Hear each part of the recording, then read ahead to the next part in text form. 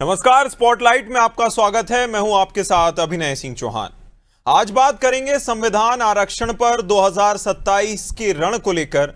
जी हां, उत्तर प्रदेश की राजनीति में 2027 के विधानसभा चुनाव से पहले आरक्षण और संविधान की लड़ाई अब सबसे बड़ा चुनावी मुद्दा बनती दिखाई दे रही है। समाजवादी पार्टी के राष्ट्रीय अध्यक्ष अखिलेश यादव ने पीडीए यानी कि पिछड़ा, दलित और अल्पसंख्यक कार्ड को पूरी ताकत से मैदान में उतार दिया है। वहीं महिला आरक्षण को लेकर भी उन्होंने बीजेपी को 2027 के यूपी चुनाव में आरक्षण लागू करने की खुली चुनौती दे डाली है। अखिलेश यादव का आरोप है कि बीजेपी सरकारी नौकरियों में आरक्षण को कमजोर कर रही है और लेटरल एंट्री के जरिए पिछड़े दलितों का हक छीना जा रहा है। अखिलेश 69,000 शिक्षक भर्ती से लेकर जातिगत जनगणना तक सामाजिक न्याय की नई लड़ाई का दावा कर रहे हैं। उन्होंने इसे 95% शोषित समाज और 5% वर्चस्ववादियों की लड़ाई बताया है, जिस पर पलटवार करते हुए बीजेपी ने कहा कि सपा सिर्फ तुष्टीकरण और समाज को बांटने की राजनीति कर रही है। सपा का दावा है कि उनकी सरकार में भर्ती प्रक्रिया पूरी तरह से पारदर्शी रही है और किसी भी वर्ग का हक नहीं मारा गया है। अब बड़ा सवाल यही है, क्या 2027 का चुनाव विकास बनाम सामाजिक न्याय होगा? क्या आरक्षण और संविधान का मुद्दा उत्तर प्रदेश की राजनीति की दिशा बदल देगा? और क्या पीडीए का दाव समाजवादी पार्टी को सत्ता तक पहुंचा पाएगा? आज इन्हीं सवालों का जवाब तलाशने की कोशिश करेंगे। पहले सुन लेते हैं कुछ प्रतिक्रियाएं। समाजवादी पार्टी के राष्ट्रीय अध्यक्ष माननीय अखिलेश यादव जी ने पीडीए का निर्माण किया। ये वही पीडीए जो बाबू जगदेव प्रसाद कुशवाहा ने नारा दिया था, 100 में 90 शोषित है और 90 ने ललकारा है, धन धरती और राजपाट पे 90 भाग हमारा है। ये वही पीडीए है जिसको मान्यवर काशीराम जी ने कहा था, जो बहुजन की बात करेगा वही देश पे राज करेगा। इस पीडीए के तहत आगामी 2027 में सभी सहयोगी दलों के साथ में चुनाव लड़ने का ऐलान किया है। माननीय राष्ट्रीय अध्यक्ष जी के अनुसार बात सीट की नहीं बल्कि जीत की होनी चाहिए। गठबंधन सीट बंटवारे पर नहीं बल्कि जीत हासिल करने पर आधारित होना चाहिए। ये जो पीडीए का प्रमुख उद्देश्य संविधान की रक्षा, आरक्षण की सुरक्षा और सामाजिक न्याय स्थापित करना है, इन्हीं नियमों के तहत 2027 में हम जनता के बीच में जाएंगे और 2027 में पुनः गठबंधन की सरकार बनाने का काम करेंगे। कांग्रेस इस समय देश में अप्रासंगिक हो चुकी है, इंडिया अलायंस बिखर चुका है। उसी की बानगी एक अखिलेश यादव जी के बयान से पता चलता है कि वो कांग्रेस से दूरी बनाना चाहते हैं, क्योंकि इस समय कांग्रेस जिसके साथ है वो समाप्त हो रहा है धीरे धीरे। देखिए, इंडिया अलायंस के सभी दल उनसे किनारा कर चुके हैं। रही दूसरी बात पीडीए की, अखिलेश यादव जी की, पीडीए तो ध्वस्त हो चुका है, परिवार डेवलपमेंट अथॉरिटी बनकर रह गया है। माननीय योगी आदित्यनाथ जी के नेतृत्व में इस समय उत्तर प्रदेश की जनता बेहतर से बेहतर होती जा रही है। उत्तर प्रदेश की सड़कें, उत्तर प्रदेश का इंफ्रास्ट्रक्चर, उत्तर प्रदेश का हर घर में एक विकास की जो बयार चली है वो माननीय योगी आदित्यनाथ जी के नेतृत्व में चली है।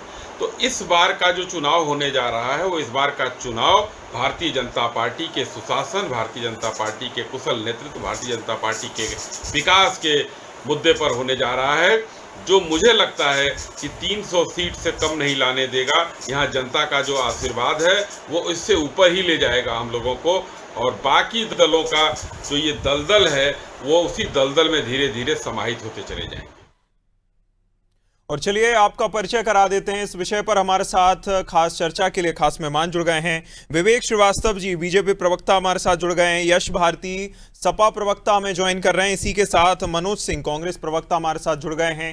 पहले तो तीनों ही मेहमानों का मैं बहुत स्वागत करूंगा नादी टीवी पर। और सवालों की शुरुआत विवेक जी आपके साथ। देखिए, एक तरफ समाजवादी पार्टी पीडीए को बहुत ज्यादा तेजी से आगे बढ़ा रही है, दूसरी बात यह भी कि अभी से मतलब 1 साल पहले से जो है चाहे सीटों का बंटवारा हो, सीटों के बंटवारे को लेकर आगे कैसे बढ़ाना है, कांग्रेस या अपने सहयोगी दलों को कैसे कम से कम सीट देकर अपने वर्चस्व को बड़े भाई के तौर पर दिखाना है, अभी से शुरुआत कर दी गई है। और दूसरी तरफ आपके जो सहयोगी दल हैं, सुभाषपा अपना कुनबा बढ़ाने में लगी हुई है, और भी कई समस्याएं देखने को मिल सकती हैं। देखिए अभिनय जी, जी। सुभाषपा ने अपना सदस्यता अभियान शुरू किया, हम्म। हमारी शुभकामनाएं हैं। देखिए उनका एक अपना समर्थक वर्ग है, हम्म। और उस समर्थक वर्ग में अगर अपनी स्वीकार्यता बढ़ाने के लिए सदस्यता अभियान चला रहे हैं तो ये अच्छी बात है, होना हम्म। चाहिए। और जहां तक कांग्रेस और समाजवादी पार्टी का विषय है, हम्म। आपने देखा कि कभी भी गठबंधन को लेकर कांग्रेस सहज नहीं रहती है। हमेशा जरा सी ताकत पाते ही वो अपने दूसरे ऑप्शन तलाश में लग जाती है। हम्म। और समाजवादी पार्टी की स्थिति है कि वो देख रहे हैं कि जिसके साथ कांग्रेस सटी उसकी क्या दुर्गति हुई, हम्म। वो इससे समझ लेकर के आज वो कह रहे हैं कि हम 403 पे लड़ेंगे। अखिलेश जी ने जैसा कि आज अपने कार्यकर्ताओं के बीच आह्वान किया है। हम्म। और दो एक दिन पहले की घटना है कि किस तरह से कांग्रेस के लोग बहन जी के दरवाजे पे गए, वो मुलाकात करने की कोशिश की, मुलाकात नहीं हुई। तो ये दोनों पार्टी अंदर खाने कोई न कोई एक दूसरे के से हट के ऑप्शन तलाश रहे हैं। हम्म। नहीं, कौन किसके साथ होगा। अंदर खाने अगर इसी तरह से तलाशे जा रहे थे तो 2024 तो ऐसा दंश है, या फिर ऐसा जो घाव है जो वर्तमान सरकार है उसको लेकर कई बातें कही जाती हैं कि किसी के मनमुटाव थे, किसी के हिसाब से जो है उम्मीदवार नहीं चुने गए थे। तो क्या उन गलतियों से सीखेंगे? देखिए विनय जी, हम्म। कौन क्या कहता है, जब हमारी पार्टी किसी को प्रत्याशी तय कर देती है हम्म। तो हम सब लोग उसको पूरे बनयोग से जिताने की कोशिश करते हैं। हम्म। 2024 में कुछ चीजें ऐसी रही, हम्म। एक भ्रम का वातावरण विपक्ष हमारे विरुद्ध बनाने में कामयाब रहा, जिसको हम अंत तक तोड़ नहीं पाए। हम्म। लेकिन आगे वही भ्रम का वातावरण आने वाले अगले उपचुनाव में ध्वस्त हो गया। हम्म। तो ऐसा नहीं, और फिर लगातार चुनाव दर चुनाव जितने भी प्रदेशों में चुनाव हुए सब में भारतीय जनता पार्टी ने प्रचंड बहुमत के साथ सरकार बनाई। ठीक। और ऐसा नहीं कि उसमें विपक्ष ने अपने हाथ नहीं आजमाए। हम्म। जिन जिन लोगों से हमारा पाला यहाँ पे उन सब ने कहीं ना कहीं उसमें मोर्चा बांधा था, बिल्कुल बिल्कुल। लेकिन उनका मोर्चा कहीं काम नहीं आया। उनके हमारे जो भी विरोधी थे सब ध्वस्त हो गए। नहीं, मोर्चा काम आया नहीं आया वो 2024 का रिजल्ट तो बताता है। अब ये देखने वाली बात होगी कि आगे किस तरह से मोर्चाबंदी कर पाते हैं। ठीक है, मैं आपके पास वापस आऊंगा, उससे पहले यश भारती जी का मैं रुख कर लेता हूं। यश जी, देखिए 2024 में सपा ने अच्छा खासा प्रदर्शन किया, और जो इनकी टोनैलिटी, अगर मैं बात करूं, विवेक जी की टोनैलिटी अपने आप में बताती है कि कहीं ना कहीं अंदर खाने या फिर विवेक जी को बुरा तो लगा था 2024 में जो रिजल्ट आया था कि इतनी सीटों का नुकसान हो गया। समाजवादी पार्टी अच्छे खासे मार्जिन के साथ जो है सबसे बड़ी पंचायत में पहुंच गई, पार्लियामेंट में पहुंच गई। आप आरक्षण को लेकर अभी भी उतरे मैदान में। 2024 के समय भी कांग्रेस की ओर से कई बातें आरक्षण को लेकर कही गई थी, तो क्या वो जो आपको जीत दिलाई थी इस बार भी वो जीत दिलाएगा? यश जी।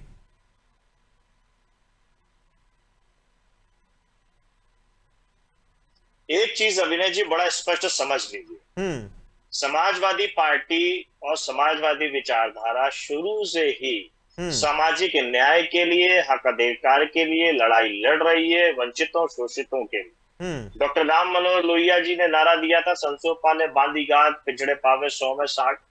उसी अवधारणा को आगे बढ़ाते हुए माननीय अखिलेश यादव जी ने पीडीए की बात की है। जो भी पीड़ित है, दुखी है, असहाय है, उसके साथ समाजवादी पार्टी खड़ी हुई है। उसके हक अधिकार के लिए समाजवादी पार्टी लड़ रही है। उसकी जाति कोई भी हो, धर्म कोई भी हो, अगर वो पीड़ित है, दुखी है, असहाय है तो उसके साथ है। और आरक्षण की बात, आरक्षण तो हम हर हालात में दिलाने की बात करते रहे हैं और उसको सुरक्षित रखने की बात करते रहे हैं। सवाल उठता है कि ओबीसी आयोग कमीशन उत्तर प्रदेश में अक्टूबर 2025 में अपनी समय सीमा खत्म कर चुका था, तब से लेकर के मई 2026 तक आखिर क्यों गठन नहीं किया गया? ये नीति और रीति बताती है भारतीय जनता पार्टी को कि कैसे वो आरक्षण खत्म करना चाहती है। जैसे पश्चिम बंगाल में सरकार गठन होते ही 17 से 7% उन्होंने आरक्षण कर दिया। मध्य प्रदेश में 14 से 27% आरक्षण जो पूर्व की सरकारों ने किया था, उसको लगातार सरकार में रहने के बाद भारतीय जनता पार्टी 27% आरक्षण नहीं कर पा रही है। तो ये नीति रीति बताती है कि वो तो सुप्रीम कोर्ट में है यश जी, सुप्रीम कोर्ट में है ना, उसमें सरकार क्या कर लेगी? अभिनय जी सरकार क्या करती है? सरकार कोर्ट में ठीक ढंग से अपनी बात पेश करे, इनके वकील उपस्थित नहीं होते, सरकार अपना पक्ष नहीं रखती है, तो चीजें टलेंगी। और स्थिति यह बन रही है कि हाई कोर्ट से सुप्रीम कोर्ट ने वापस जबलपुर हाई कोर्ट भेज दिया है मध्य प्रदेश के अंदर। लेकिन पिछड़ा वर्ग आयोग के गठन को लेकर के क्या दिक्कत है? जहां जहां भारतीय जनता पार्टी की सरकारें हैं, वहां पिछड़ा वर्ग आयोग और अन्य आयोग की क्या स्थिति है? यहां तक कि राष्ट्रीय पिछड़ा वर्ग आयोग के अध्यक्ष, जिनको संवैधानिक दर्जा देने की बात भारतीय जनता पार्टी करती है, उसमें 10वीं और 12वीं पास लोगों को अध्यक्ष बना रही है। क्या वो कानून के इतने ज्ञाता हैं कि वो हक अधिकार दिला सके पिछड़ा वर्ग के लोगों को? आयोग का अध्यक्ष एक कानूनी पहलू जानकार होना चाहिए। 10वीं 12वीं पास व्यक्ति क्या इतना कानून का जानकार हो सकता है कि वो पिछड़ा वर्ग के हक अधिकार को दिला सके? तो ये एक बड़ा विषय है कि छाती पीटने वाले कि हमने ओबीसी प्रधानमंत्री दे दिया, मुख्यमंत्री दे दिया और उतना पद दे दिया, लेकिन जब आम जन को हक अधिकार देने की बात आती है तो एक 00 सिफर नजर आता है। तो वो सिफर की स्थिति में भारतीय जनता पार्टी है 00 नहीं, एक आंकड़े काम नहीं हो रहे, ओबीसी की जहां तक बात है, आंकड़ों के तहत सबसे ज्यादा, अगर चाहे आप लोकसभा की सीटें ले लीजिए तब, और पूरे देश में सबसे ज्यादा जो जनप्रतिनिधित्व है वो ओबीसी के पास ही है, क्योंकि बहुत बड़ा एक बबल है, उसमें कई जातियां, कई जो है वो आते हैं, वर्ग आते हैं, ऐसे में सबसे ज्यादा प्रतिनिधित्व है, फिर भी ओबीसी को पिछाड़ा जा रहा है। अभिनय जी मैं ये जानना चाह रहा हूं कि भारतीय जनता पार्टी के लिए जो प्रसिद्ध है कि मुखौटे, ये मुखौटे टांग देंगे या खाल उड़ा देंगे किसी को शेर की, तो हम शेर बोलने लगे उसको। तो ये मुखौटों का ओबीसी का प्रतिनिधित्व करने वाली बात है। बताएं इनमें से कौन से, क्या भूपेंद्र सिंह को यादव समाज स्वीकार करता है? क्या अन्य इनके नेताओं को उनका समाज स्वीकार करता है? और अगर स्वीकार करता है तो क्या अधिकार दिया इन्होंने? मोहन यादव को पिछड़ा वर्ग की बात करते हैं, क्या हक अधिकार दिया? केपी यादव जो राज्यसभा, जो लोकसभा का चुनाव जीते हैं, ज्योतिरादित्य सिंधिया को चुनाव हराया, उस हराने वाला जो हारा है उसको लोकसभा में टिकट दे दिया, जो जीता है उसका टिकट काट दिया। और वो तो पार्टी का इंटरनल मैटर है, उसमें हम क्या? अरे तो उस जनता का क्या, जिसने अविश्वास दिखाया ज्योतिरादित्य सिंधिया पे, जिसको हराने का काम किया भारतीय जनता पार्टी ने, उसको टिकट दे दिया, और जिसने हराया उसका टिकट काट दिया। बिल्कुल बिल्कुल, ये तो जनता का निर्णय था। ठीक बात। मैं आपके पास वापस आऊंगा, मनोज जी का रुख कर लेते हैं। मनोज जी देखिए, जब भी भाजपा कहीं चुनाव जीतती है, प्रधानमंत्री सीधे भाजपा मुख्यालय पहुंचते हैं और कांग्रेस को परजीवी कह देते हैं। ये कोई नई बात नहीं है, कई बार कह चुके हैं। और अब जब आपके सहयोगी आपके बड़े भाई के तौर पर उत्तर प्रदेश में दिखने की जो है तैयारी कर रहे हैं कि अगर कहीं चांस हुआ किसी सहयोगी दल के जीतने का तो हम सीटें दे देंगे, नहीं तो हम 403 पर ही लड़ेंगे, तो क्या परेशानी आप सामने देख रही है कांग्रेस? क्या स्थिति है मनोज जी? बड़ी समस्या है अगर इस तरह से सीटों का विभाजन नहीं हो पाया तो। क्या है कि उत्तर प्रदेश में भाजपा के कुशासन, महंगाई, बेरोजगारी, किसानों के मुद्दे पर चुनाव होने जा रहा है और उत्तर प्रदेश की जनता इनको उखाड़कर फेंकने जा रही है। इनके पास अपनी विफलताओं को छुपाने का कोई इनके पास एजेंडा नहीं है, तो ये जानबूझकर विपक्षी लोगों के अंदर ये बताने का प्रयास कर रहे हैं कि इनमें मतभेद है, कहानियां गढ़ रहे हैं और कहानियां गढ़कर दुष्प्रचार करके ये चाह रहे हैं कि लोगों को हम गुमराह कर दें, क्योंकि ऐसा होने वाला नहीं है। इंडिया गठबंधन है और उसी के तहत चुनाव होने जा रहा है।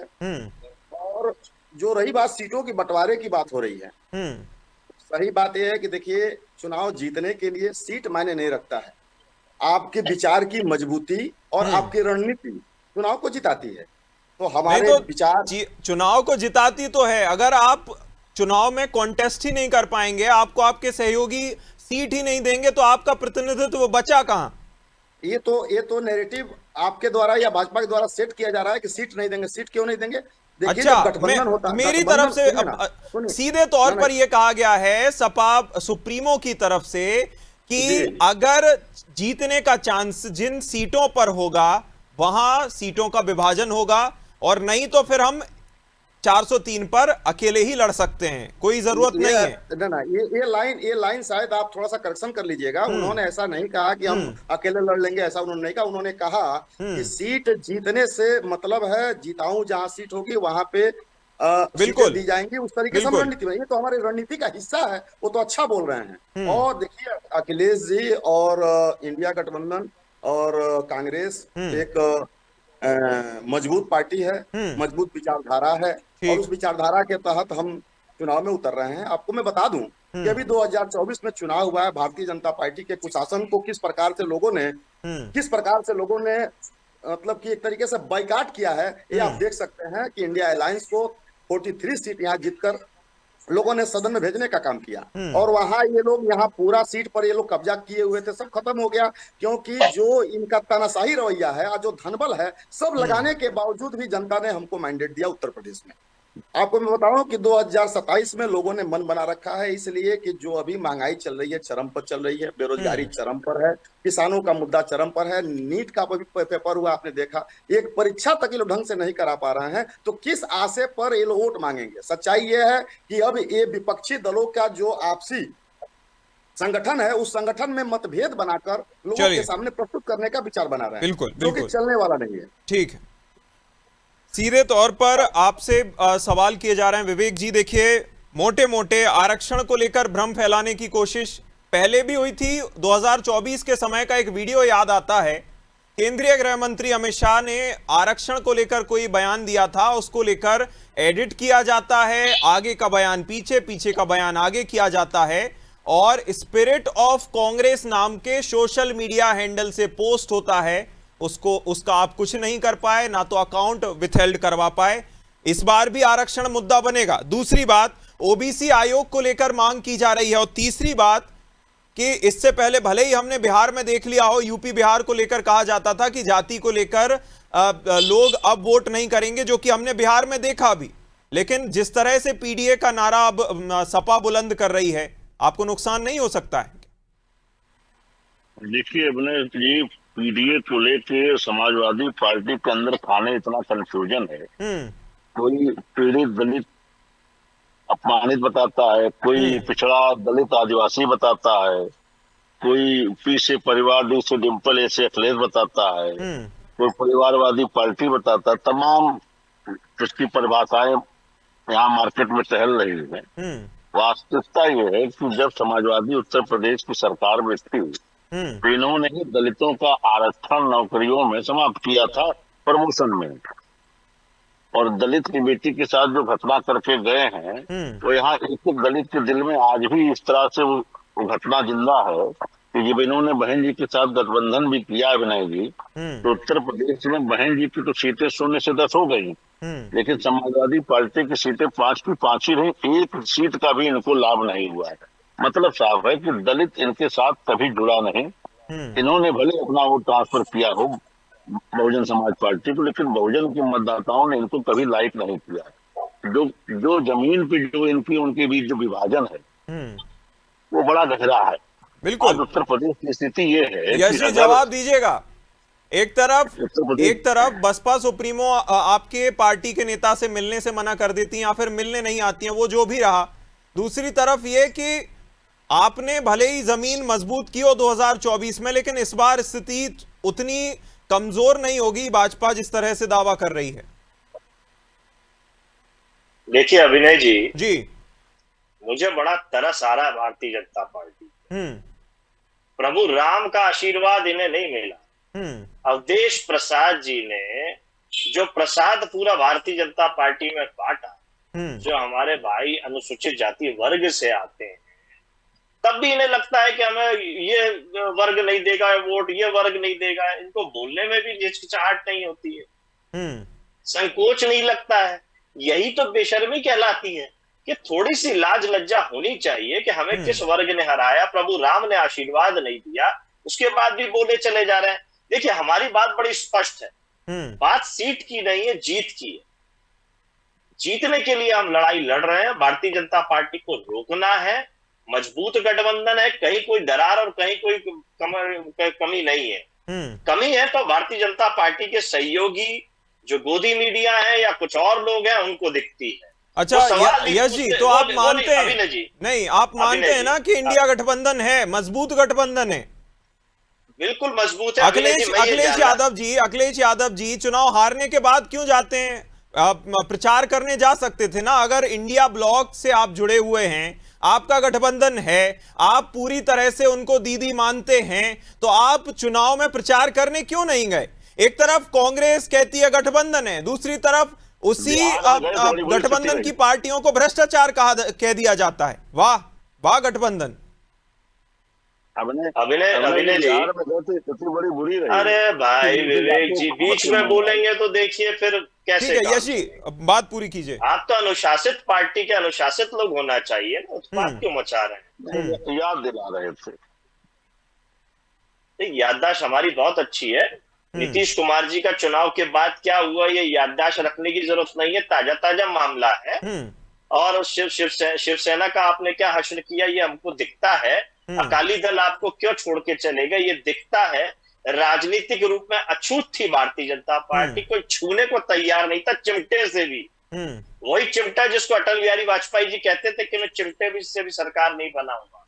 लेकिन नहीं तो 27 से पहले यूपी में ना हो जाए। अभिनय जी हाँ जी, देखिए भारतीय जनता पार्टी के प्रवक्ता को उनका काम करने दीजिए ना। उनका काम आप मत लीजिए। आप और हम सवाल जवाब, आपने सवाल किया तो मैं जवाब दे रहा हूं। तो सवाल ये उठता है कि भारतीय जनता पार्टी जो 400 सीटों पे लोकसभा चुनाव नहीं लड़ी, 400 पार की बातें करती थी, वो हमको बता रही है कि गठबंधन में क्या होना है। उत्तर प्रदेश में जो अकेले चुनाव लड़ नहीं पाती है, जो देश में अकेले चुनाव लड़ नहीं पाती, वो अपने आप को विश्व की सबसे बड़ी पार्टी, धनाढ्य पार्टी, सबसे बड़ा कार्यालय होने की दावा करने वाली पार्टी, अनुशासित होने वाले कार्यकर्ताओं की पार्टी कितनी अनुशासित है। फौज में कर्नल सोफिया कुरैशी को कैसे अपमानित किया गया, क्या ये छुपा है? आज 1 साल पूरा हो गया, अभी तक भारतीय जनता पार्टी में है वो कैबिनेट मंत्री। महिलाओं का अपमान करने वाले, मायावती जी का अपमान करने वाले वो दयाशंकर सिंह जी आज कैबिनेट मंत्री हैं, जिनको भारतीय जनता पार्टी ने खुद 6 साल के लिए निकाला था मायावती जी के अपमान के लिए। और उनकी धर्म पत्नी स्वाति सिंह जी आज कहां है, जो कहती हैं कि मुझे अपने पति से खतरा है, जब ये योगी पार्ट 1 में कैबिनेट मंत्री थी। तो जिस पति से खतरा था आज वो कैबिनेट मंत्री है, और जिस पत्नी को खतरा था वो आज गायब है भारतीय जनता पार्टी से।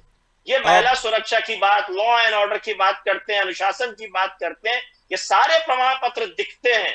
और आरक्षण की बड़ी बात नितिन गडकरी जी ने खुद कहा था, मंच से कहा था कि आरक्षण खुद ही खत्म हो जाएगा जब नौकरियां ही नहीं बचेंगी।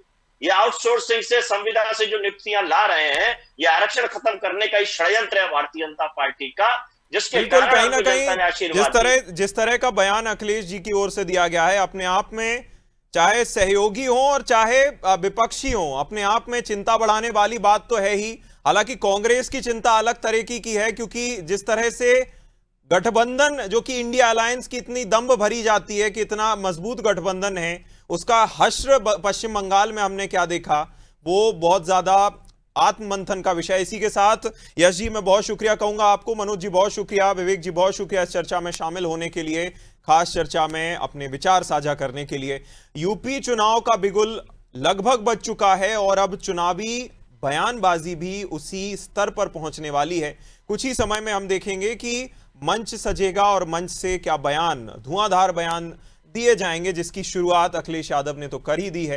हालांकि देखना होगा कि जिस तरह से शीट शेयरिंग होती है और गठबंधन के तौर पर कैसे इंडिया अलायंस लड़ती हुई नजर आती है। हालांकि गठबंधन तो एनडीए का भी मजबूत होता नजर तो आ रहा है और पार्टियां मजबूत हो रही हैं। इसी के साथ इस खास चर्चा में इतना ही। आप देखते रहिए अनादि टीवी। नमस्कार।